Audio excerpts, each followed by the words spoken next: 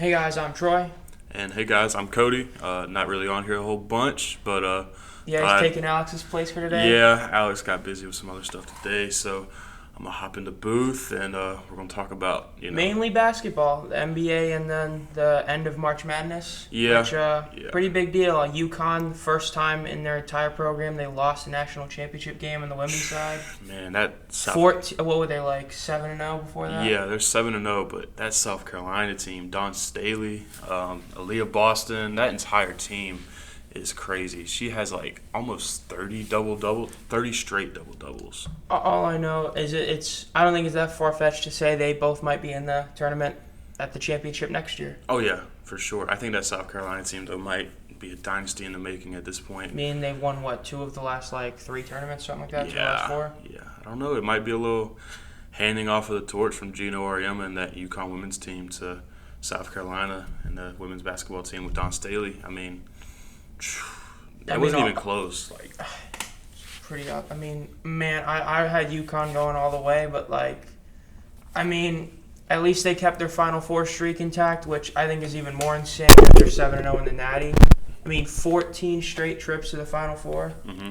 I mean, that means that you did not play bad a single game. Oh yeah. In the first few rounds. That's They incredible. never play bad. No, that's consistency. That's like the level of consistency in college basketball is the UConn women's team, and it has been that way for years now. But shoot, I mean that South Carolina team is gonna be around for a while. Dawn Staley, she's gonna hit the transfer portal. She's gonna get a couple shooters like she did this past year, and watch what happens. And then in the men's side, we had the St. Peter's Peacocks. They finally took their L.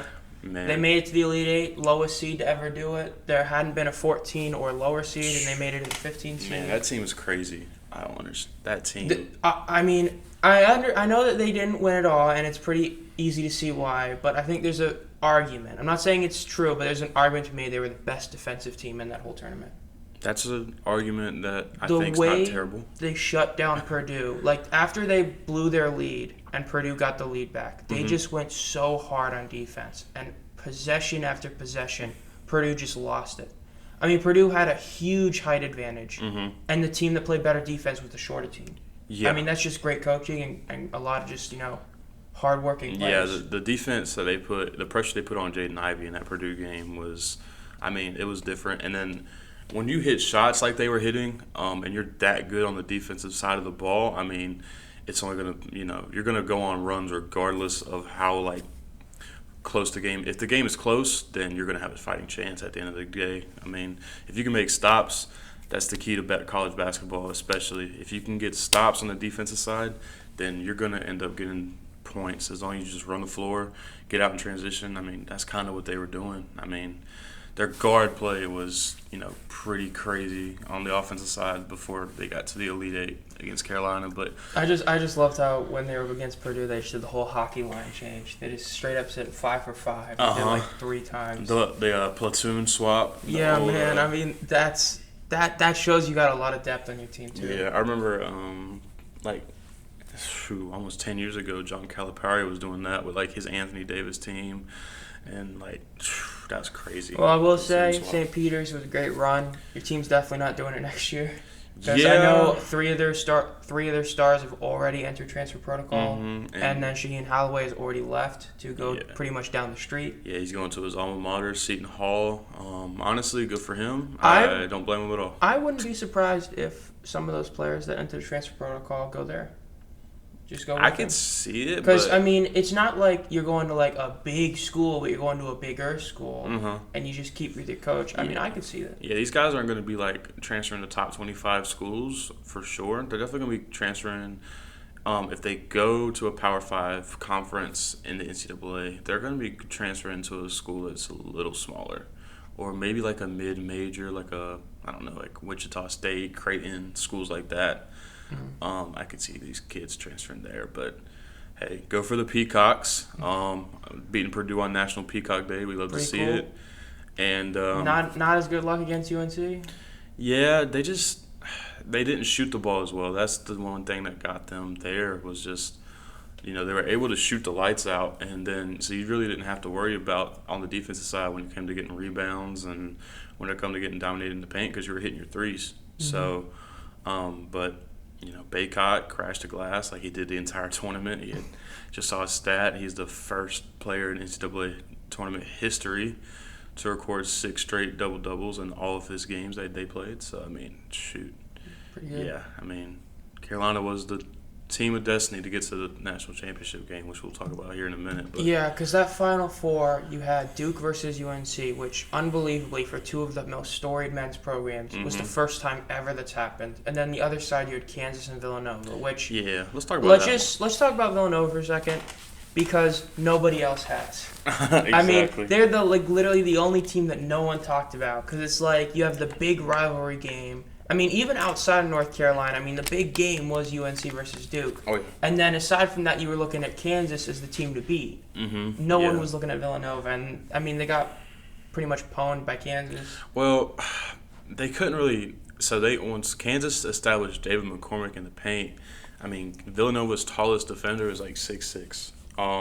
And Kansas runs the ball up the court. They run transition. They push the ball. They push the pace. Villanova loves to get in and out of their sets. Colin Gillespie, running around screens, trying to get the ball in his hands. But it's hard for you to do that when you have a team that's pressuring you on, the defense, and then they're just pushing the ball in transition. Like their average time possession is like 10 seconds. There's not much you can do with that. So, Villanova, I think they made a solid run this year.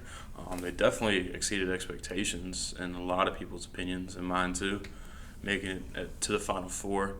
But they just ran into a Kansas squad with Ochai Agbaji. They ran into a squad that was about to win the national. Yeah, exactly. Remy Martin, Ochai Agbaji, and McCormick got pretty hot in that Final Four. So you can't blame that Villanova team at all for what they did. Now the Duke UNC game was exactly what you hoped it was going to be. It was close. It was tight. In the end, what it came down to was the most basic fundamental in the entire sport. It always does. Free throws. It always does. One team does. hit theirs, and that was UNC.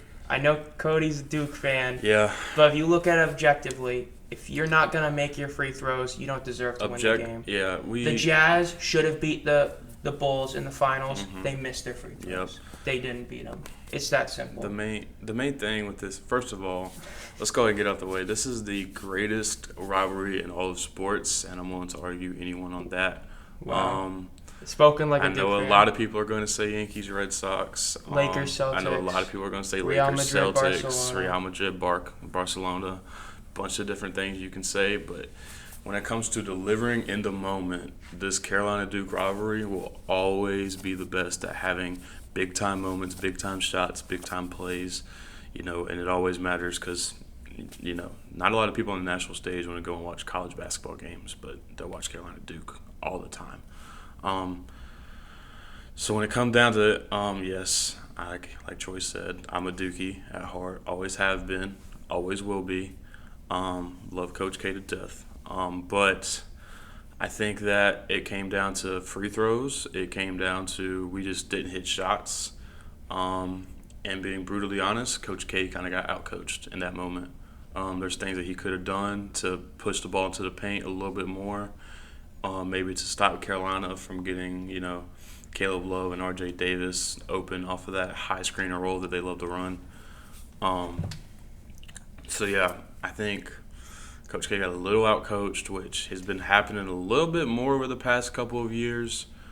And that a lot of that has to do with the teams being so young because he recruits one-and-done players, which, personally, I don't have a problem with at all. I actually appreciate it.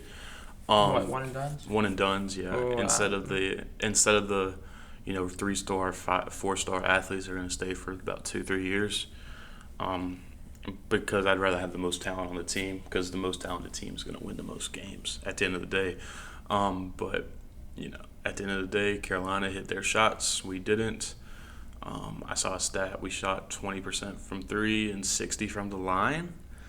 That's not going to get it done. I will say, even though I don't agree at all that UNC Duke is the best rivalry ever, I will say this. It really is almost destiny to have a season where Coach K was 50-48 at one point against UNC. Then he loses his final ever home game to UNC, 50-49, and then loses to them in the first ever tournament match, go 50-50. That's just like destiny. Yeah, and I mean, 50-50.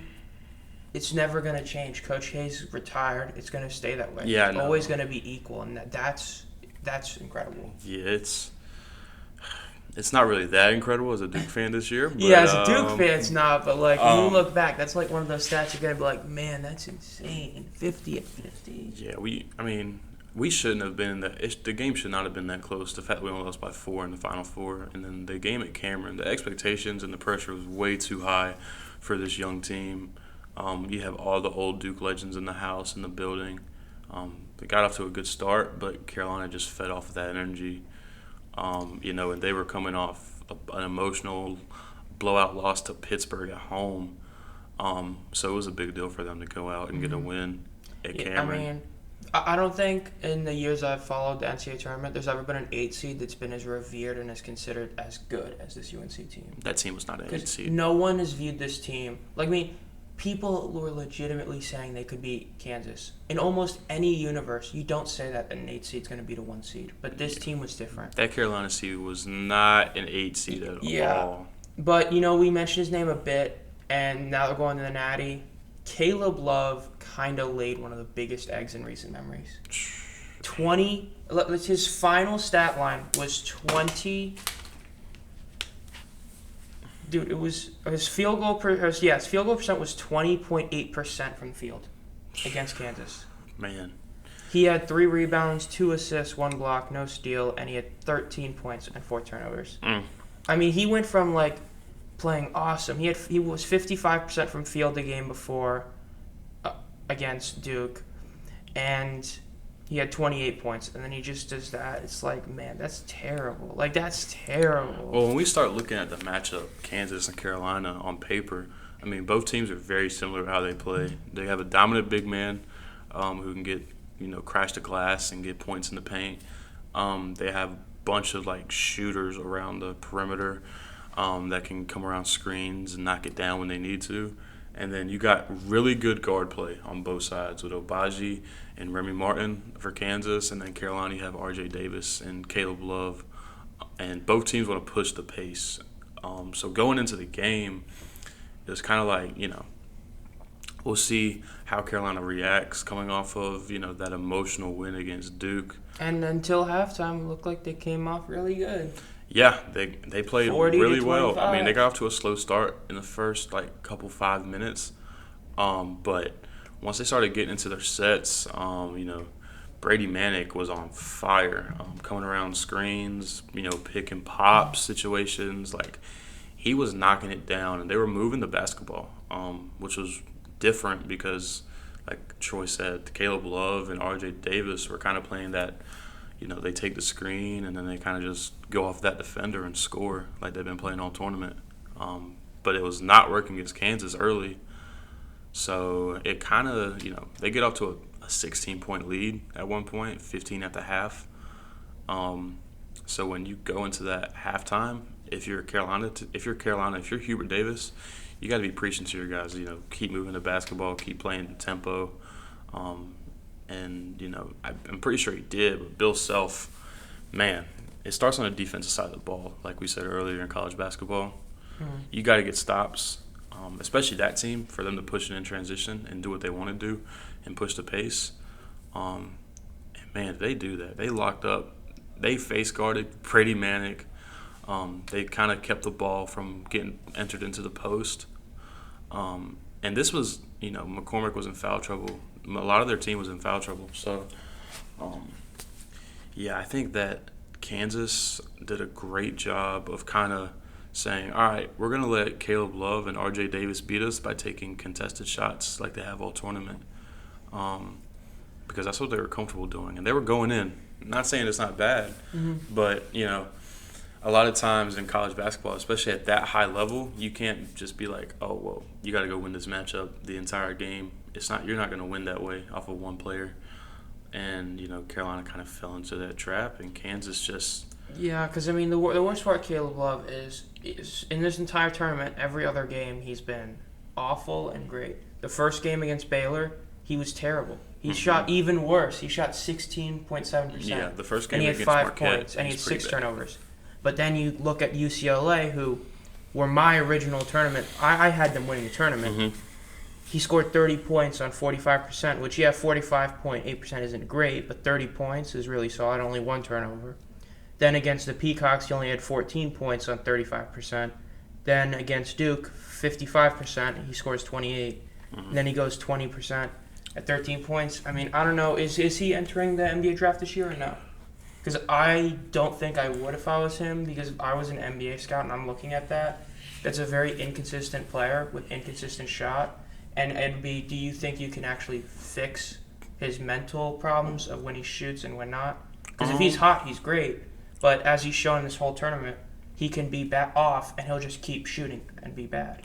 I don't think that it's a mental problem, Caleb Love. I think he has a killer mindset when it comes to, I'm going to take this shot and I'm going to hit it over anybody, which can be great when you look at players like Kyrie and you look at players like Westbrook. Well, I mean, that reminds me of like Kobe when they lost Shaq and he was just taking all the shots, and that resulted in him being one of the, like, in terms of like efficiency, one of the worst players, because he was scoring a lot, but he was taking like shot after shot. In his defense, Kobe's defense, he had Smush Parker at point guard and Kwame Brown at center. So I mean, Dude, what do you but him want and him to Kwame Brown scored 82 points together once. do? Yeah. Who had 81 of them? I don't know, man. I think it was that Kobe guy. But anyways, I think Caleb Love is going to enter the draft just based on his mindset and how, like, he feels about the way he plays. He's very confident. You know, he's kind of like this, I can do it, like, screw you if you don't think I can sort of mentality. And so I think he's going to enter the draft. I don't know what he's going to do if he enters the draft. I don't know, like, where he's going to get taken. I'd probably say late first round, maybe. Yeah, because this draft seems like a lot weirder than a lot of the more recent ones. Like, I like, usually at this point you're hearing a lot of like, oh, this guy's like number one and stuff. But this year it's kind of more like it's like more chance based, and like the whole first round is like, just take your pick. Yeah, I mean, I think the first 5 picks are pretty, like, I think the top 5 is like, Yeah, like everyone usually. knows it's going to be. Like how like it was between Wiseman, LaMelo, or Anthony Edwards, the first overall pick. Yeah, like this year everyone knows it's going to be Chet Holmgren, it's going to be Jabari Smith from Auburn, it's going to be Paolo from Duke. I know people are throwing in A.J. Griffin. And then, you know, people are throwing in, isn't there a European? There's There's someone throwing in. probably a couple Europeans that are really good. But yeah, there's like a solid 4 or 5 players that are going to go in top 5. And it's just a matter of how do those players fall, like what do teams need in the draft? Because I think there's a bunch of solid players that are going to be left. And so, you know, I think it's still too early for like NBA mocks and to like start projecting. I mean, we don't even know what the lottery is going to be at this point. So, I mean, it's kind of, NBA mocks are different than NFL mocks. You can't really go in and say this guy's going here based on this, and because there's not as much time. But do I think Caleb Love will enter the draft? Yes. And I think Armando Bacot, I could see him staying another year, but I think he's going to enter the draft as well. So before we go to the NBA real quick, since we're talking about mock drafts, what is your basic mock draft in the NFL? Like, what quarterback's going to get taken and where, and then what are the top picks? Because I agree with most mock drafts. I think Aiden Hutchinson has shown he is clearly the best player in this draft, and he should be the number 1 pick. Yeah, I agree. Aiden Hutchinson should be the number 1 pick. Sneaky good player that I think, you know, well, not sneaky good, but he should be drafted way higher than people are saying. I really like Sauce Gardner from Cincinnati. I think he can make a huge impact. I've seen mock drafts put him as low as 10 and as high as 2. Yeah, no. Because, I mean, as someone who is a Cincinnati fan, he was great. I mean, to be an All-American, like unanimous All-American at like a group of 5 school is a big deal. And it shows you're really good. And I mean, yeah, the team did get pwned by Alabama, but as we all know, Michigan State got beat worse a few years ago. Yeah. And I mean, it's not like they played Alabama terribly compared to what they, you know what I mean? So like, I think he's deserving of top 5, but I don't know if he's deserving top 3. Because even though he's been falling down, I still do like Kyle Hamilton a lot. And then, of course, you've still got like Evan Neal, Kayvon Thibodeau. And I feel like it's just a matter of what teams want. Because if I'm like the Texans, personally, I would want to get an offensive lineman because the way they're positioned is they don't need to draft a quarterback higher. Because even though a lot of people say there's not going to be a franchise quarterback in this draft, let's be real, there's going to be one. There's going to be always one. is. Yeah, there's going to be. But the Texans already might have a franchise quarterback, so they can just draft a lineman like Evan Neal and just say, well, go for your... I think that would be their smart choice. I don't know if Davis Mills is the long-term answer for them, but I think you need to give him a shot. And so drafting a solid offensive lineman, and there's plenty in this draft. There's a lot. I think this is a really good draft when it comes to offensive linemen. More like just linemen in general. And there's a bunch of them in the draft. Because like the way I look at Mills is he had a team that was probably worse than like Trevor Lawrence. And even though Lawrence did have the cancer known as Urban Meyer, Mills was clearly the second best rookie in the league. Yeah. And in terms of like peak, he was the best because he had 2 games over 100 passer rating. Mac only had 1. Yeah, Davis Mills was legit. And if you think Mac Jones, because the bottom line is this: if Tom Brady can go down as the GOAT, Davis Mills can go down as the GOAT because he doesn't have because he has like the same amount of talent. Like that's like the extreme basic rule. And if you think Mac Jones can be a franchise quarterback for the Patriots, why not Davis Mills? I agree. I definitely agree. I think Davis Mills has a shot. I don't think you put all your chips on the table with him just yet. Because hey, they did get a good amount of first-round picks from the Browns. Exactly. And next year's quarterback draft is going to be a lot better in terms of like the win-now type of guys. Yes. So, you get this year for Davis Mills, and if he shows you he can be that guy, man, Texans might be if they don't screw this up, they'll be a Super Bowl contender in 4 years. Yeah, I can see that going. And when it comes to quarterbacks in this upcoming draft class, I don't think it's as bad as people are saying. I agree, because I think Willis, if a team does the right thing, which is say you are not allowed to play for the first year and actually develop, don't do what the Bears did to Justin Fields, he can be solid. Ritter and Pickett are almost fully ready to be a starting quarterback on a championship team. I think Kenny Pickett is really pro-ready and probably the best quarterback in this draft. And then Matt Corral is also really solid, and then a lot of the depther guys are solid. I think the Steelers, if I'm the Steelers, I'm only going to draft Desmond Ritter or Kenny Pickett because the Steelers are built to win now, and they are the 2 quarterbacks that I find that if you put them as your starter, you can make the playoffs in the game. I could see the Steelers taking Malik Willis, though, and because I don't think Trubisky is terrible as a placeholder. Like, I don't think he's not, as a placeholder, he's not that bad. As a long-term guy, and with that defense, they're going to be able to win games regardless. Well, they made the playoffs with Big Ben, who was arguably the worst starting quarterback in football last Exactly. year. Big Ben's been on a decline in, like, the bottom third of quarterbacks for the past, 5 years now. I would say 5, but I would say, 3. It's been, I think, 5 and 4 years ago, he was middle of the road, but especially now, oh, my God, he was terrible. Yeah. It was time to retire. We love you, Ben. We love you, Ben. Yeah. Anyways, I think Kenny Pickett is going to be the guy when it comes to quarterbacks in his draft class. And I really want to see him go to Carolina, if you want me to be brutally honest. Even if Desmond Ritter is my favorite player, which he is, that's why he is my favorite player. I think the best quarterback to me is Matt Corral because what a lot of people have said about Malik Willis and making a not as good squad look great, Corral did that, but to an even higher extent to me. And I think that if he's in the right situation, he can succeed. And that's why I want the Panthers to draft him. But at the same time, I don't even know if the Panthers can actually do anything right if they draft a quarterback. Their team is so bad. If the Panthers wanted to... Dude, the Michigan Panthers probably could beat them. If the Panthers wanted to, what they should and probably should look at doing is draft an offensive lineman like an Evan Neal or like a Charles Cross early in that first round with their 6th pick. Their 6th overall pick, and then go back in the 2nd round, or maybe trade back in the 1st and try to grab one of these lesser tier quarterbacks, a Ritter or a Sam Howell or a Corral, whichever one. Draft Sam Howell. The Panthers.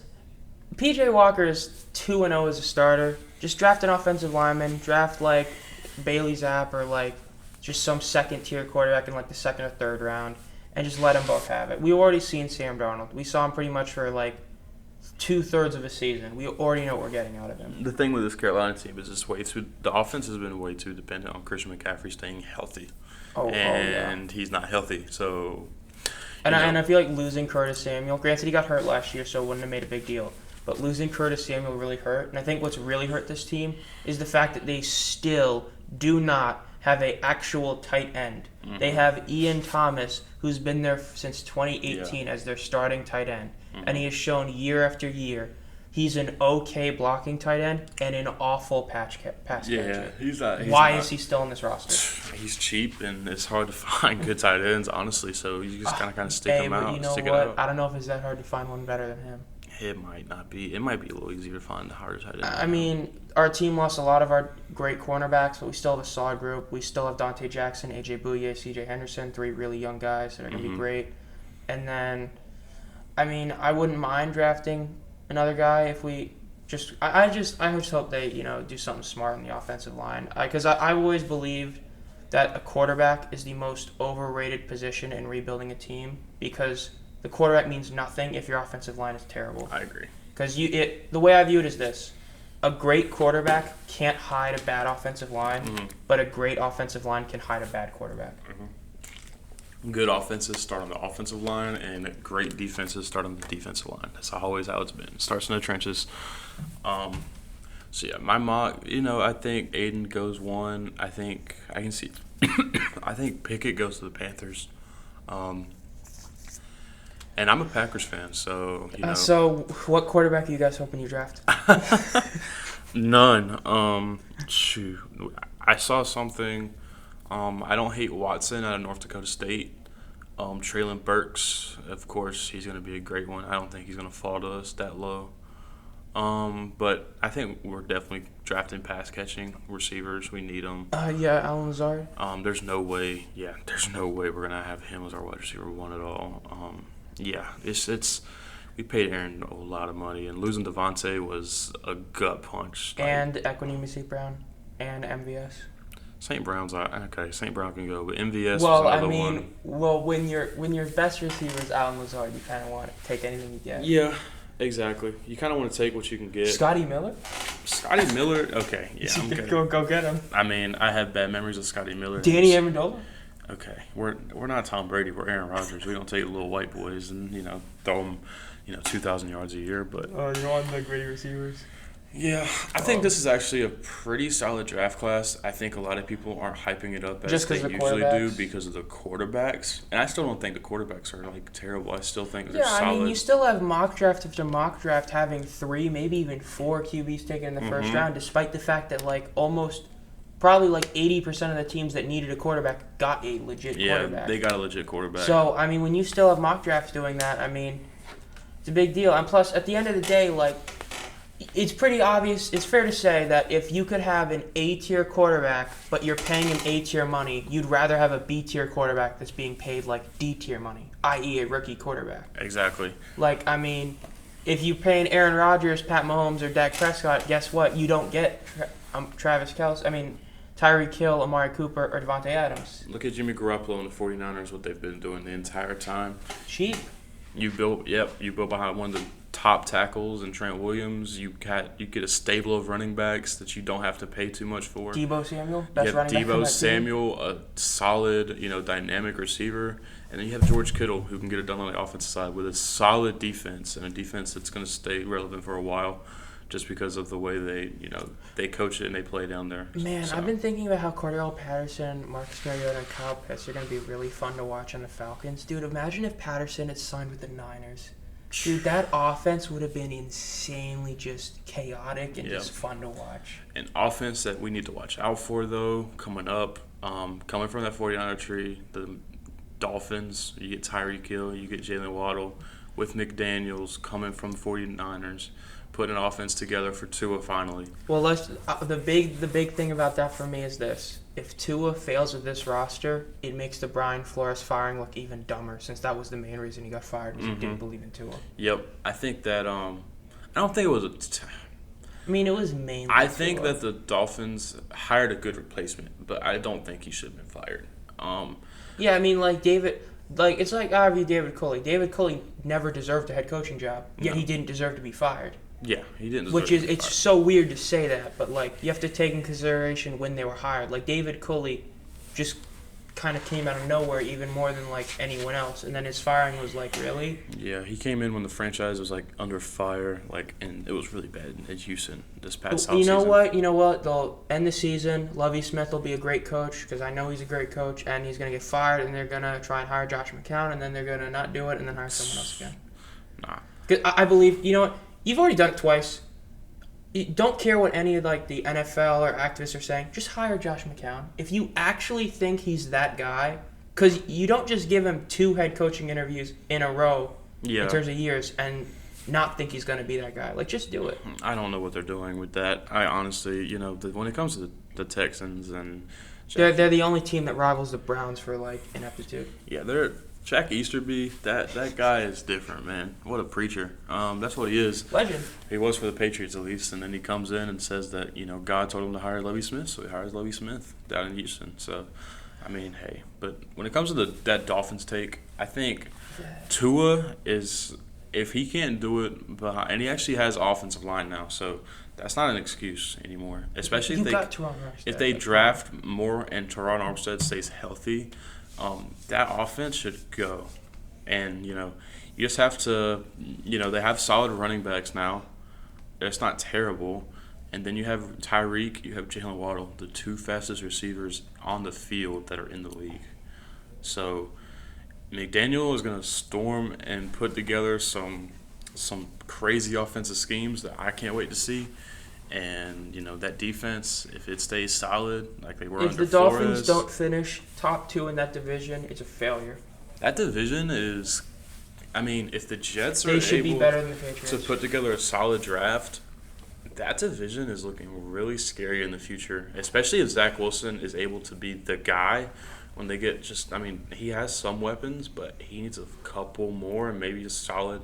For me at this point, I feel like the Jets, Browns, to a lesser extent the Texans, and the Bears are to a point where I'm not going to believe that their quarterback is even decent until he's actually, solid for 3 years. Because, bro, the Browns for, literally 20 years haven't had a franchise quarterback. Baker Mayfield's been their franchise quarterback, and he's going to be there for 3 years.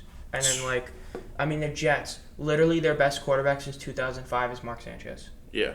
So, no matter how much hype you say about Zach Wilson, even if they were to draft, Matt Corral, who I think is the best quarterback, immediately he's not even a decent quarterback to me, just because he's on the Jets. Well, I think the Jets need to build a defense because that's when they were good in the past. They had Bart Scott. They had solid defense. They always have. Maybe they should have gotten more than 2 games out of the first 2 years of CJ Mosley's contract. That would have helped a lot. Yeah, honestly, that's where I see Sauce Gardner going to the Jets. Hey, but you know what? Which I don't hate. I do agree, but you know what?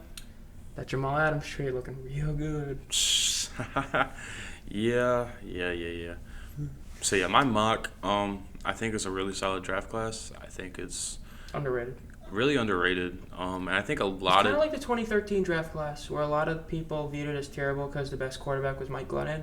Mm-hmm. But which I feel like the best quarterback in this draft is going to be better than Mike Glennon. Oh yeah. But sure. That draft had Le'Veon Bell, who we forget was one of, if not the best running back for 4 years. Mm-hmm. DeAndre Hopkins, Travis Kelce, Zach Ertz, Vance McDonald, the tight end Tyler Eifert. Yeah, there was a ton of offensive linemen in that draft too. Eric Fisher, I think, was that year. Eric Fisher was that year. Who's number 1? Yep. Yeah, it was a solid year that year. It's just everyone always forgets because, the quarterbacks were Mike Glennon, Geno Smith, and E.J. Manuel. Quarterbacks are going to run the media. They're going to run the money up for the league, and so that's what everyone's going to cover. And that's why everyone's pissed about Deshaun Watson getting all that money. Man, they got to trade Baker, but that's another point. Who wants him? I don't know. Is there a team that realistically right now is thinking, I should give a 3rd-round pick to that guy? Is there really a single team? I can see a quarterback battle in Seattle. Drew Lock, wow, I'm shocked, Baker man. Mayfield. What a battle, dude. That'll be a real sight to behold. Oh, but yeah, I think it's exciting times. The NFL is coming up here. They're going to announce schedules soon after the draft, and then we're going to hear about these new games are going to be in Europe. They're doing one in Germany. My team, my Packers, are going to London finally. So a bunch of things going on in the NFL, but let's get into the meat of it. It's NBA season, and We're at the end now. There's like 3 games left. Is the most left. yeah, I'm pretty sure. I'm not too happy. He's a Lakers fan. Yeah, I mean this team injury riddled the entire year. The expectations put on this team from the beginning, I've always found were stupid, because if you looked at it objectively, because I understand, like, yes, if we're talking about like 2015 or 2014 or 16, yeah, that team is awesome. Like, to start the year, remember they had Rondo, Westbrook, LeBron, AD, Dwight, and Melo. Like, at the beginning of the year, if this was like 2014, yeah, that's arguably the best team ever. Yeah. But we're in 2021. Westbrook has shown year after year he can't win. He chucks the ball a lot. He has a bunch of turnovers. AD has shown that he is what Charles Barkley called him. He is street clothes. He will show up to every game in street clothes because he will not play. Yeah. Carmelo, he's never going to win a title. He's not built to win a title. And then Rondo didn't even want to be there. They got rid of him. And then Dwight kind of just been the only one that's Dwight, exactly what you thought, which is there. Yeah, Dwight is there. Second best player on the Lakers is maybe Austin Reeves. That's crazy when you hear it, because it's not terribly off right now with the way they've been playing. Because I will say, LeBron, I always hate when people bring up age, because it's like, bro, if you're in the league, you should be good. But man, LeBron has been awesome this year. Yes, he has. And I hate LeBron. He has been. Awesome. He's been awesome this year, and then he got a couple injuries or sat out a couple games. Not going to win the scoring title. It just I mean he's probably not going to win the scoring. Because right now the race is 30.4 Embiid, 30.3 LeBron, 29.9 for Giannis. But LeBron still needs to play 2 more games to qualify, and they have like 3 games left or 2 games left. Yeah. And he might not even play. He's not going to play since they're out of the playoffs, if we're being honest. It depends if he actually wants the scoring title or not. Because if he wants it, I mean, remember David Robinson got the scoring title once just because he wanted to get it over Shaq? And then I mean, that's got to be the best 70-point game in NBA history. If you guys haven't heard the story, there's an episode on Secret Base Beef History. Basically, David Robinson hated Shaq, and they had a beef, and David Robinson had his team force-feed him 71 points to get the scoring title over Shaq, which is all-time great story. Yeah, that is a great story. David Robinson was all-time petty for that one. But Fair. I think LeBron is at a point in his career where he kind of just, he wants to win rings and play with his son. I still think he wants to win, but I don't have a feeling where it's not as important to him as it once was. Because honestly, like, he's sitting there in street clothes on the bench instead of like trying to play. That's what's kind of shocking me. Like during these last couple of games when he got like twisted his ankle, it's like, yeah, I'm used to seeing LeBron play through that. Yeah, I mean Joel Embiid literally, it's the playoffs, but he played with a torn meniscus. Yeah, and he played like series with a torn meniscus, and like AD, I have a groin strain, I'm out for an entire playoff series. Or LeBron just like, I rolled my ankle, bye. Like. Yeah, it's just kind of sad. Yeah, this team looks good on paper, but when you really stop and think about it, Westbrook was probably the worst trade and what did it in for this team. He's too ball dominant to play with LeBron. He's too ball dominant to play with anybody.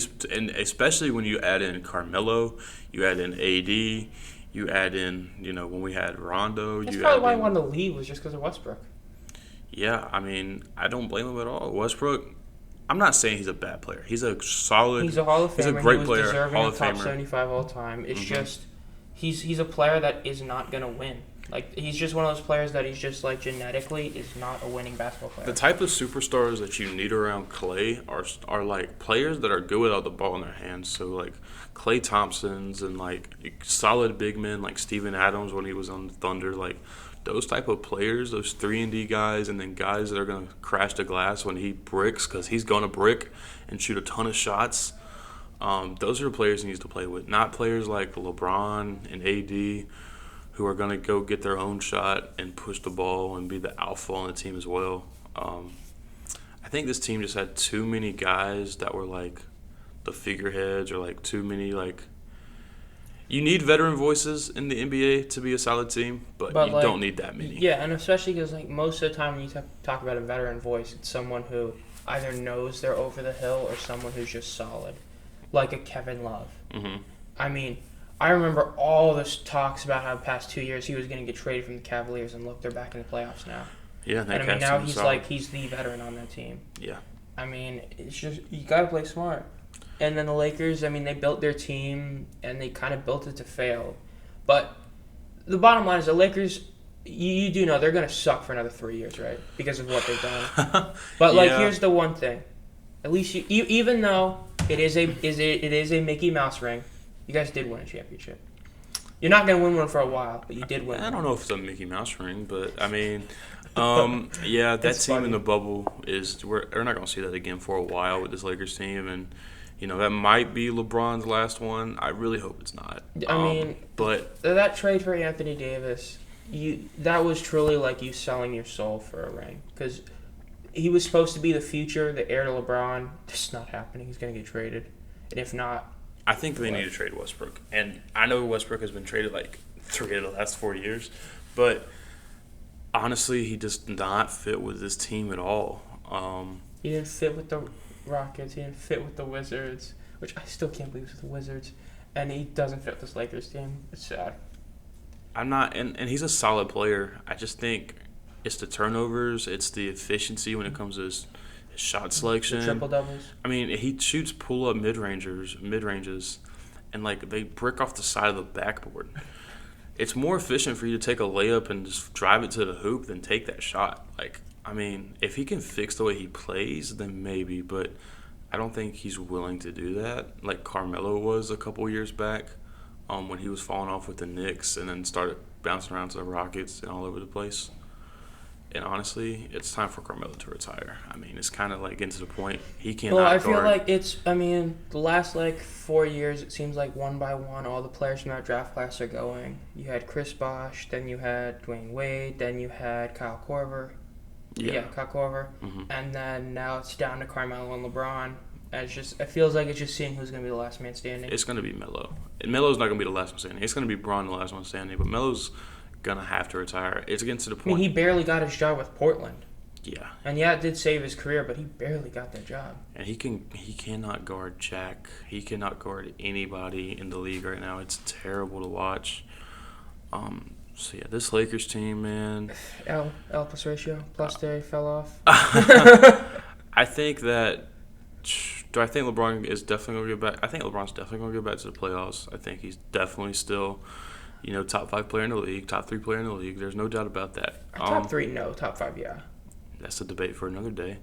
But I just think this team around him, when you add in the injury problems. I can't wait to see him in the silver and purple when the Kings draft Bronny and he goes and plays with them in Sacramento. Imagine Bronny gets drafted by Cleveland or Miami. The Hawks? No. The Nuggets? LeBron in a Nuggets uniform. That'd be great. That's hideous. Timberwolves? No. Dude, see him in the Spurs. Nah. But, so yeah, the Lakers are out of it, but now it's time to come. My team isn't. The Mavericks are already clinched the playoffs. They're basically guaranteed a 4th seed. They're basically gonna have home field advantage unless they lose all their last games. And if they win out and the Warriors lose one game, they will be ahead of the Warriors for the 3 seed. And it's all because they finally got rid of Kristaps Porzingis, the most overrated player the Mavericks have seen in a while. When he's healthy, he'll be good. I watch so much Mavericks basketball. Every time I watch it, I'm thinking, does Kristaps Porzingis think he's 6'1"? He's 7'3", and the dude is at the corner shooting threes and never in the paint. It's one thing if you're a big that can shoot, but he's never in the paint. He never played like a center or even a power forward. He just played like a shooting guard at 7'3". He couldn't defend. He couldn't shoot. I'm so glad I got rid of him. Dinwiddie has been an awesome addition to this team. Despite not being awesome, he was awesome mainly because of subtraction, because you got rid of terrible for good, which is a big deal. Yeah. Luka went from being not really that good in the first half to just from the second half of the season.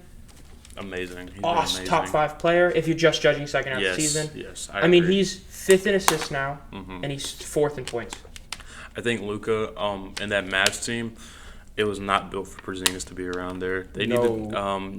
Luka needs athletic bigs and bigs are going to roll to the paint off that pick and roll, which has helped him a lot. And plus, you're able to spread the floor out without having a guy who's 7'1", not mobile at all, and just standing at the line. Yeah, now you got another clutch guy because Dinwiddie's already showed he can be clutch. I mean, he had like back-to-back game-winning threes. Yeah, and you give a player like Dwight Powell and some other bigs on that team a chance to really grow into their role. And they're actually gonna be hard-nosed players that are gonna go and cut to the paint, catch lobs from Luka a couple times. I mean, I think Luka and this Mavs team have a shot to make a run. But I'm a Mavs fan, and I view this think team as, I mean, they haven't even won a playoff series yet, but they're because they're gonna play probably the Jazz in the first round, which is almost an automatic win in a playoff series. So they're playing the Jazz or the Nuggets, odds are. There's a very slim chance they'll play the Timberwolves, but it's gonna be the Jazz or Nuggets, and I can definitely see them beat either of those two teams in 6 games. But it's just I don't think the Mavs can beat the Warriors. Nuggets, They can beat the Warriors. I don't know if they can beat the Grizzlies or the Suns. I don't think that Mavs team can beat the Nuggets per se. And in terms of a fully healthy matchup, I don't know if they match up well against the Timberwolves. That would be really that would take a lot of upsets from the Timberwolves to happen. But if they play the Timberwolves, I don't think there's anyone in the Mavericks who can really stop Cat. And then if Ant's having a good day, I don't think there's anyone that can really stop him.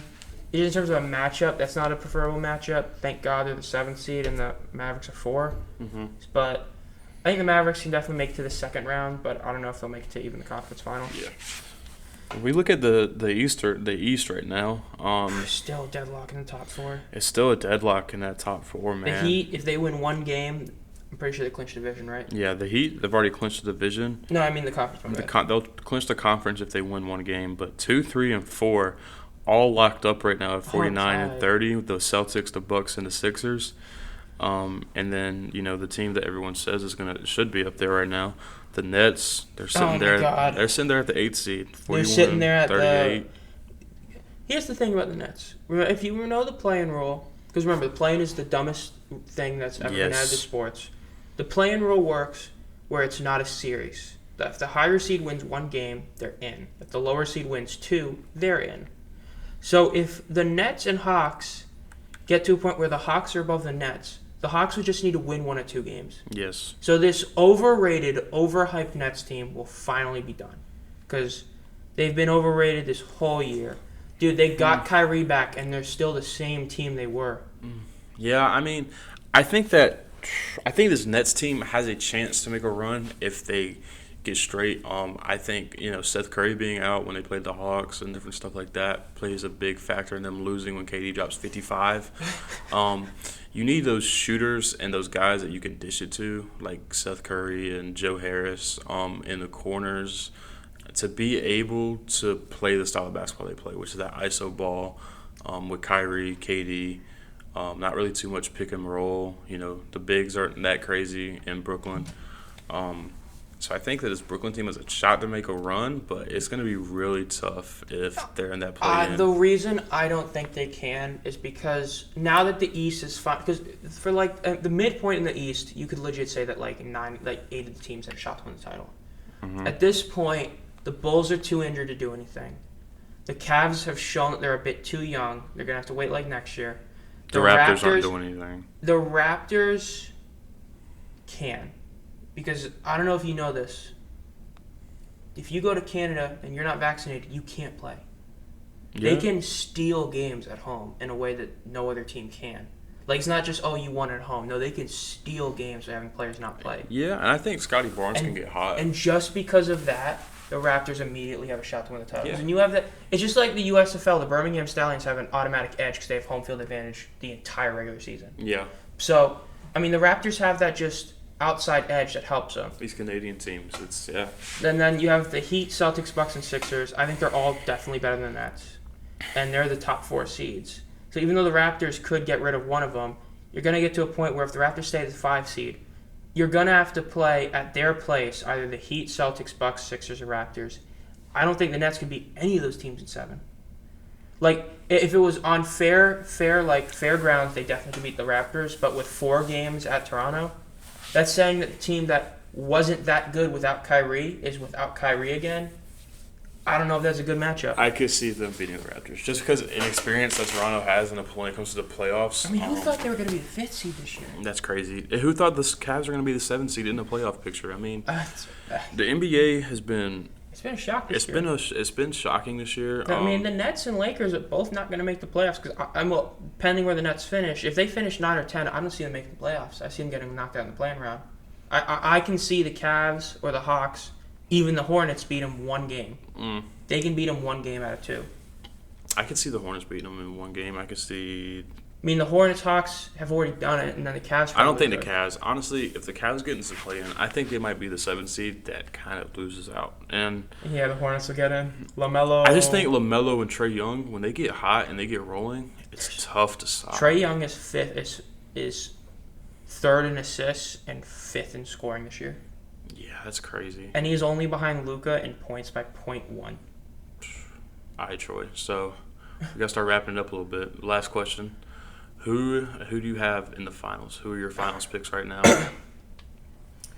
Almost every sport I do this. Whenever I feel like it's obvious, I always go for the repeat of the same exact teams. Like a while ago when the Chiefs and Niners met, I said the next year was going to be the Chiefs-Niners again. The Chiefs made it, the Niners didn't. I genuinely think it's going to be the Bucks against the Suns. Again? I think in terms of the best player, even though my MVP is Nikola Jokic, and I don't think it's close, every single analytical stat shows that Jokic is having arguably the best season in NBA history. He has the highest PR ever. The best player is still Giannis. No one has shown that he's not. Yeah, Giannis is the best player in the world right now. And even if you like KD, so what? Giannis is like the best defensive player and one of the best offensive players. I think that they match up well against every team in the East. I think they can easily come out of that tough area. And then the Suns, I mean, bro, they've literally been in the playoffs like weeks left in the season.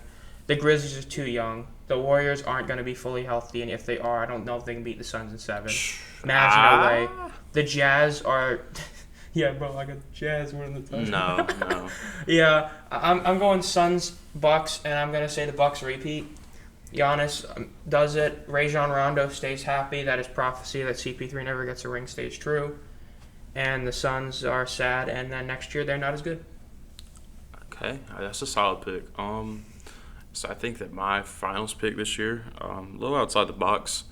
I definitely think that Embiid and the Sixers are going to make a run. I think in a 7-game series, if Harden stays on track, then Embiid and the Sixers with Harden are definitely getting to the finals. And what if they shoot 0 for 27 again?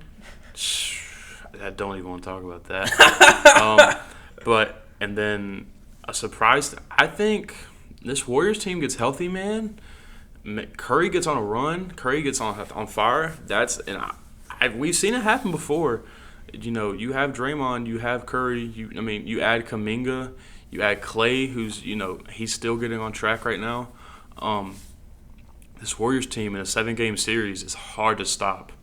It's tough to stop Steve Kerr when he's coaching that entire team for that 7-game. Wiseman gets healthy. This team can go on a run. So I have Sixers Warriors actually, and I think it's time that Embiid gets his ring. But that's for another day. I think that Bucks Sixers series, when it happens, is going to be the best series in the playoffs. But yeah, it's going to be a crazy NBA. It's been a crazy NBA year. It's going to be some crazy playoff matchups that we see even in the first round. And yeah, can't wait to watch it all happen. This has been Troy. It's Cody. This has been Two Dudes in Sports. We'll see you in the next one.